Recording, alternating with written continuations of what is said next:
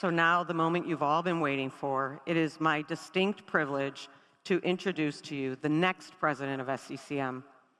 Jose Pascual is a professor of surgery and neurosurgery at the Perelman School of Medicine, University of Pennsylvania, in the Division of Trauma, Surgical Care, Critical Care, and Emergency Surgery. He also carries a cross-appointment at the Penn School of Nursing. He is Health System Medical Director for Surgical Critical Care and serves in a variety of other healthcare system and university roles. Dr. Pascual is also a neurointensivist. He runs a basic science lab focused on traumatic brain injury and neurocognitive recovery. Additionally, he pursues device redesign in conjunction with Penn School of Engineering. Each of those activities has led to an impressive CV with over 130 peer-reviewed publications, manuscripts, and editorials in major peer-reviewed journals, several chapters and books, and many presentations at conferences around the world. He serves on multiple journal editorial boards, including Critical Care Medicine, the Journal of Trauma and Acute Care Surgery, and others. Jose's volunteerism in SCCM has been remarkable. He has served on so many committees, I don't think he's missed one. As if his professional work is not enough to fill his time, Jose continues to refine his concert violin skills. Notably, his roots are in Spain, India, and Canada, giving rise to his fluency in both Spanish and French. At his core, Jose is fiercely dedicated to his family and treasures the time and activities spent together with his wife and 4 children. Having worked beside him on council and most recently in his role as president-elect, I have witnessed his dedication, thoughtfulness, creativity, and even-handedness in problem solving, and have the utmost confidence he will bring all of these to his role as president. Please help me to welcome the 54th president of SCCM, Dr. Jose Pascual.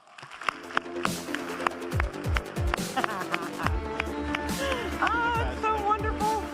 Have fun. Thank you. Thank you. Thank you.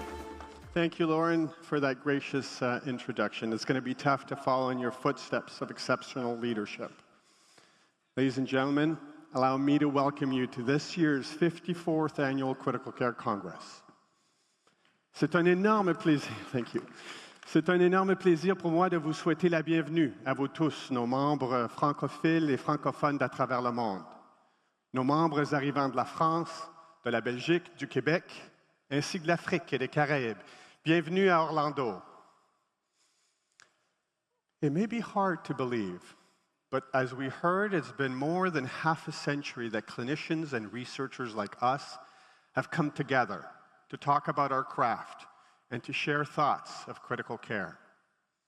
In January 1970, our founder, Max Harry Weil, met with 29 individuals and founded the society in Los Angeles, the birthplace of SCCM.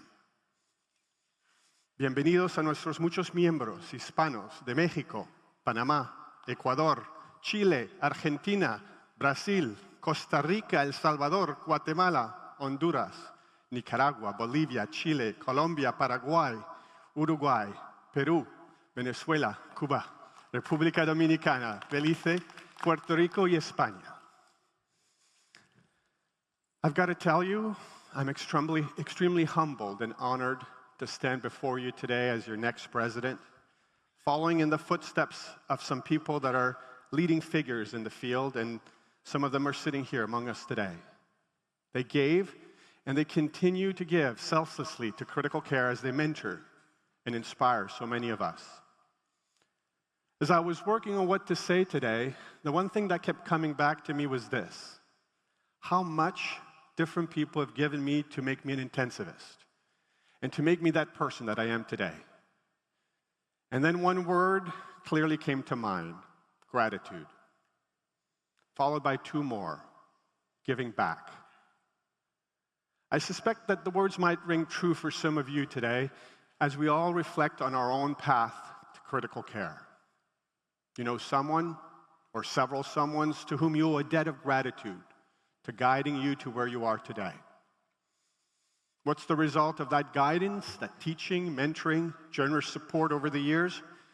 Very simply, the result is that we now have the immense privilege of working in a team as nurses, an ICU team as nurses, doctors, advanced practice providers, respiratory therapists, physiotherapists, pharmacists, dietitians, researchers, and we're caring for the sickest patients in the hospital. This is truly the culmination of healthcare, research, education, innovation, and bedside care, where human life hangs in the balance. The mere fact that we're at bedside in an ICU is testimony to us benefiting from others' wisdom, education, skills, and knowledge. And over time, this wisdom should ultimately instill in us more subjective qualities, such as confidence, empathy, curiosity, introspection, compassion. Mark my words, it's an honor to be at bedside. It's a privilege to be able to treat critically ill patients in the most difficult and vulnerable times of their lives. But we can't do it alone. That's why research, education, and mentorship are so fundamental to the society. You can explore each of those aspects of our daily practice in sessions throughout Congress. Our co-chairs and program planning committee have done a fabulous job crafting education, controversy, reviews, and interactive opportunities across every critical care discipline. We have each followed different paths to critical care and to Congress today. Our footsteps were guided by those who taught us in the classroom, at the bedside, as well as at home. I can trace my personal path to intensive care to my grandmother in Spain. She was a single mother who escaped her husband's violence while pregnant with my father. With his infant brother in her arms, Abuela Flora escaped the village to Barcelona. She fled to Barcelona at the height of the Spanish Civil War. She would later share with us, her grandchildren, that her highest priority at that difficult time, right there next to putting food on the table for her two boys, was to ensure their future college education. My father, Jose, later became the first of 5 siblings to graduate college. He ultimately earned not 1, but 2 doctoral degrees. Through my grandmother's sacrifices, she empowered him with the knowledge and the skills, the tools that he later used to instill in me his rigor of study, self-discipline, intellectual curiosity, and a passion for learning the why. My mother, Phyllis, on the other hand, was not an academic. In fact, her formal education stopped with high school graduation. But what she taught me was equally precious. By example, she imparted me the importance of listening, collaborating, communicating, being empathetic, kind, and doing the right thing, even if nobody's watching or if you're tired or exhausted. There's no doubt in my mind that my day-to-day bedside demeanor, my care, my rapport with patients has been forged by the example and teaching of those 2 individuals, bedside skills that I will continue to own till I retire from clinical care. Undergraduate education grew my love of science. Medical school and surgery residency ignited my interest for caring for the most critically ill and injured patients, often at the brink of death. And just like I'm sure for many of you, a number of key people guided my professional and personal development. In mid-residency, I met David Mulder, a true gentleman and the epitome of the surgical mentor who first introduced me to trauma and critical care. Later at the McGill University Sepsis Lab of Nick Christou and Jonathan Meekins, I learned the basic tenets of bench research, scientific investigation. And then throughout my trauma and critical care fellowship and my first years as faculty at the University of Pennsylvania, I received the immense mentorship of giants in the field, including Bill Schwab, Don Cotter, and Pat Riley. Names that may be familiar to you as they established and shaped damage control surgery in the US and the world. But then there was an additional person at Penn that greatly marked me, John Paul Pryor. More about him later. Speaking of great influences on personal and professional development brings me here to the doorstep of SCCM. The guidance and shared knowledge that I accrued through SCCM was fundamentally different from everything else. It was multidisciplinary, but it was also multi-professional. I received immeasurable support, coaching, and mentoring from Pamela Lipset, Cliff Deutschman, Todd Dorman, Vinay Nat Carney, Tim Buckman, Luke Kaplan, Craig Coopersmith, and Lawrence Soares. SCCM's effects were also multidimensional and marked by the direction of our CEO, David Martin, who has steered the society for over 24 years. Together with Council, David has helped bring SCCM to national and international recognition as a premier critical care society. Sadly for us, but happily for him, David has announced his intention to retire following next year's Congress in Chicago. He will be dearly missed.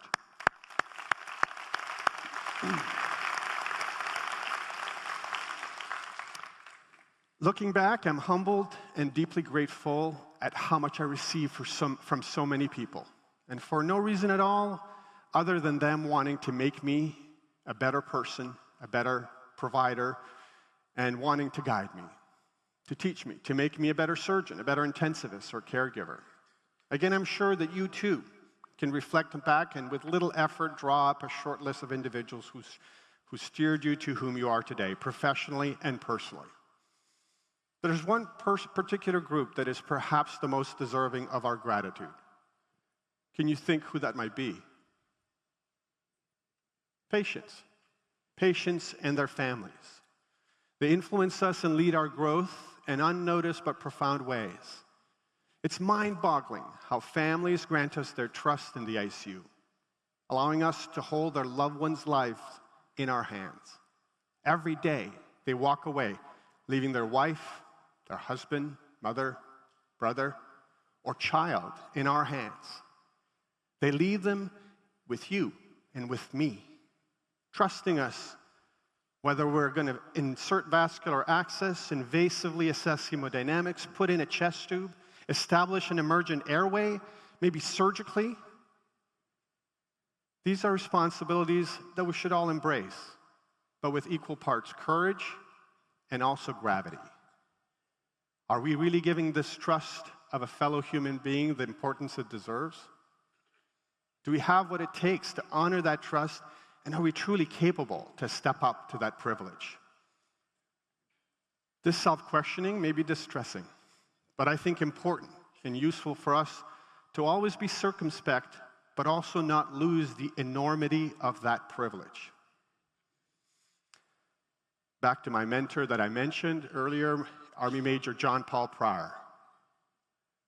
He once explained to my fellowship class, just before deploying for his second tour of duty in Operation Iraqi Freedom, that when in the ICU, he relied on a personal mantra. He would ask himself 5 questions every time after seeing a patient in the ICU. Was I intellectually prepared? Were my skills adequate? Did I gather all the possible resources? Did I have presence? In other words, was I there at the bedside? And did I have a relationship with the family? Dr. Pryor, JP as we called him, ultimately died in combat on Christmas Day, 2008. But his guidance lives on in me, and now also in you. JP's questions artfully describe deep introspection at the bedside. Those 5 questions, they served as his North Star of personal and professional development. In sharing them with me and a host of others, he led from the front.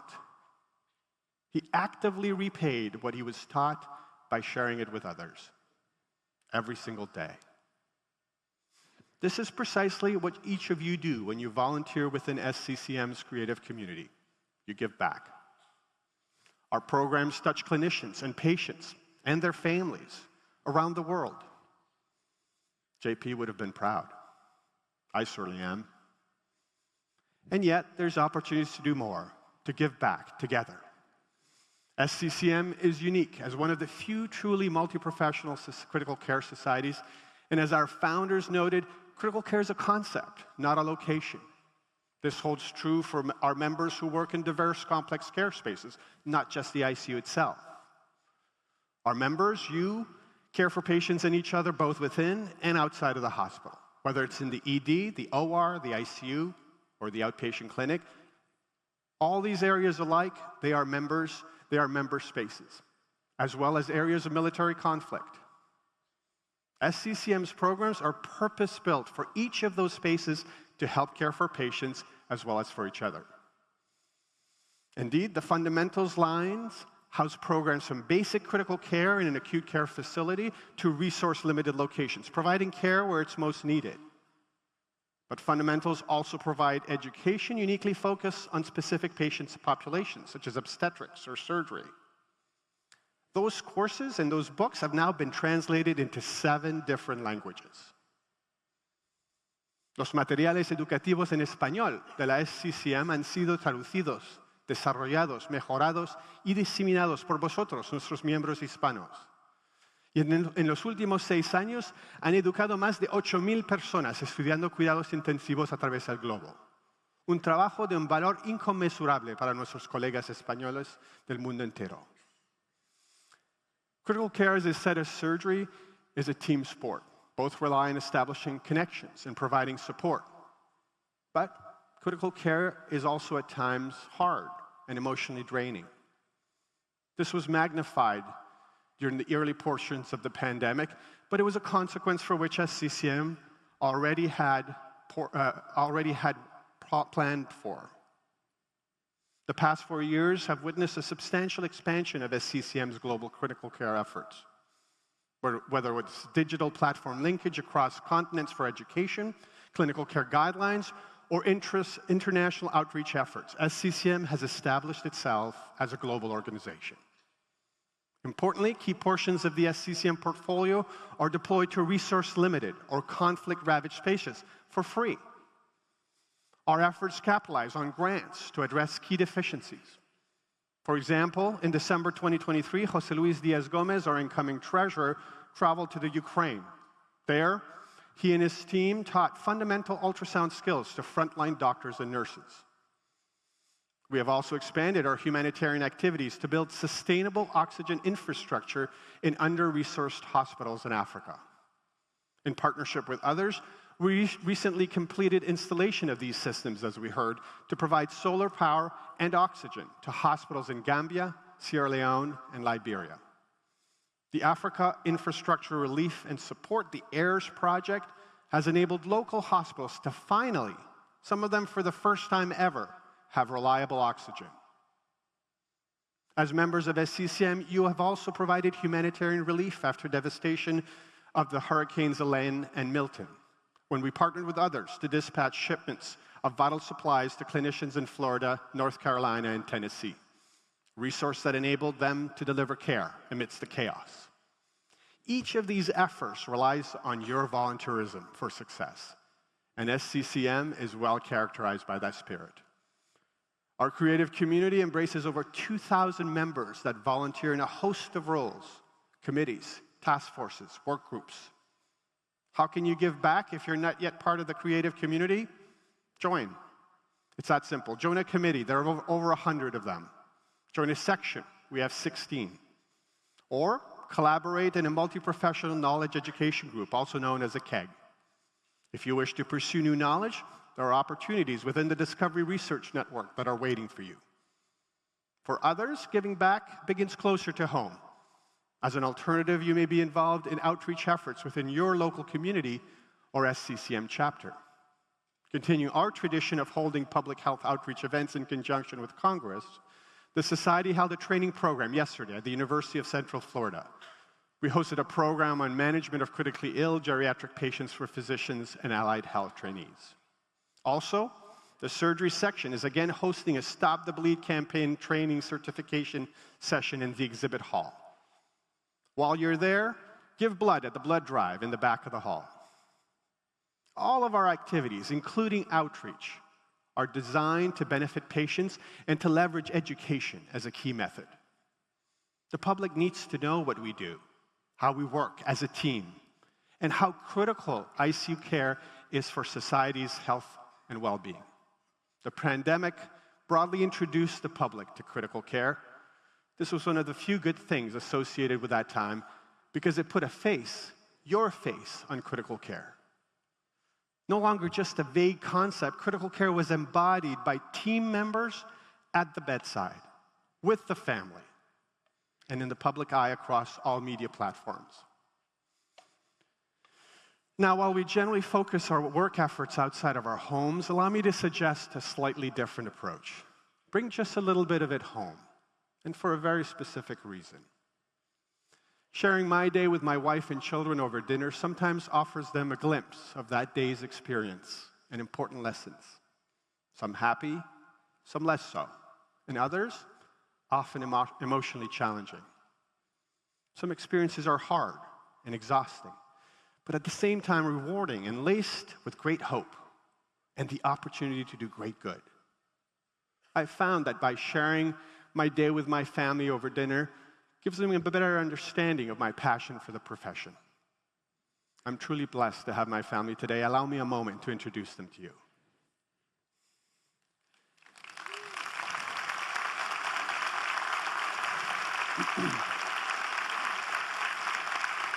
First, my college kids. Matteo is finishing a master's in biomedical engineering, and Charles is midway through a master's in mechanical engineering. Both of them are at Drexel University, close to my hospitals and to my lab. One of my most precious enjoyments is to have lunch with either or both on campus or in the hospital. That always pays. My daughter Caroline is at the University of Pittsburgh pursuing psychology in the pre-law track. As my only daughter, I assure you I treat her with no deference. And my youngest, Stéphane, is a sophomore in high school who anchors me during those dinner table conversations. He has a scientific mind, and I'm sure he will do great things in the future. Finally, and most importantly, the person who is my love, my confidant, my best friend, my greatest supporter, the pillar who has stood by me whether I was doing my PhD thesis, my surgical residency, or my fellowship, my wife, Dominique. I cannot thank you enough for being there for me and with me. Thank you.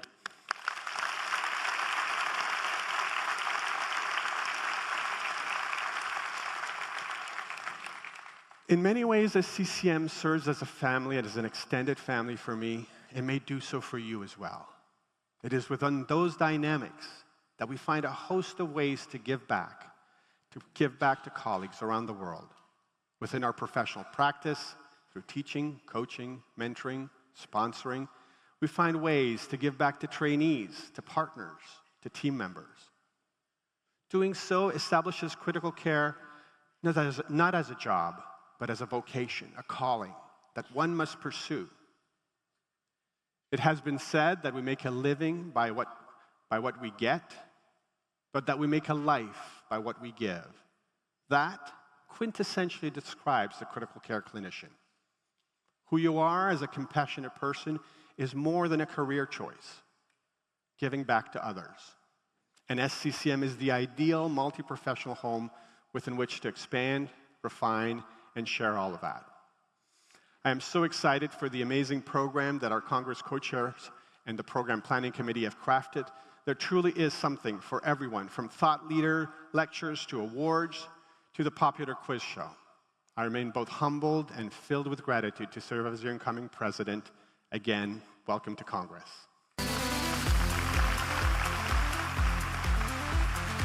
Awesome. I think maybe you're really nice.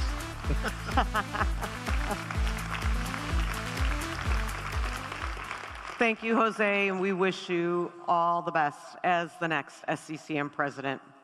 And now, let's welcome the 2025 SCCM Congress co-chairs who led the group of volunteers creating this year's program.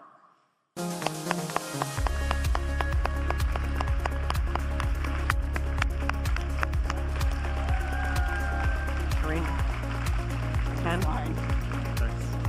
Thank you, Lauren. Thank you, Lauren. Good morning, everyone, and welcome back to Orlando. I am Kwame Asante Kwame-Boateng, and along with Corina Sikotris and Ken Tegmeyer, we welcome you to be the sure and the outstanding program developed by our program committee, your program committee. The theme for this year's program is the power of data. We encourage the world-renowned faculty to address this theme in their presentations. There are concepts related to big data, artificial intelligence, and harnessing the power of data to improve the care of critically ill and injured patients. The expert faculty were also invited to present over 100 critical care topics. The program includes more than 1,500 abstracts, which are presented in theaters throughout Connection Central. This year's Congress also offers over 100 hours of continuing education credit with access to educational sessions both in person and online through Congress Digital. Congress Digital is included in your registration fee and will be available by the end of March. As you've been hearing, the Congress Program Committee designed an educational program filled with the latest advances in critical care.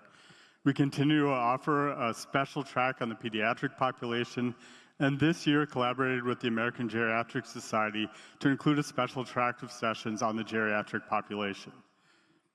The Congress program also includes several interactive sessions. You can connect with your colleagues in small group roundtable discussions and ask questions of the thought leaders during Continue the Conversation chats following their sessions. And check out the new Connect and Converse corner in room 209. Plan your daily activities this week by using the Pocket Pal or the Congress app. Remember, the most up-to-date listening of the education sections, abstract, research snapshots, theaters, speakers, and also everything else can be found in the app. It's also easy to build your own schedule, so you can quickly claim CE credit online. If you need help, just stop by the special assistant booth in the registration area. Please also visit our exhibitors and industry partners in Connection Central this week and check out the latest products available in our field. When you have some downtime, venture out to the great restaurants and nightlife available in Orlando. If you brought your kids with you this week and are looking for assistance, SCCM offers childcare services across the street at the Hyatt Regency Hotel, both during the day and evening, whether you need help to attend Congress sessions or to go out with friends and colleagues. On behalf of the Congress Program Committee, Welcome to the 2025 Critical Care Congress. Thank you.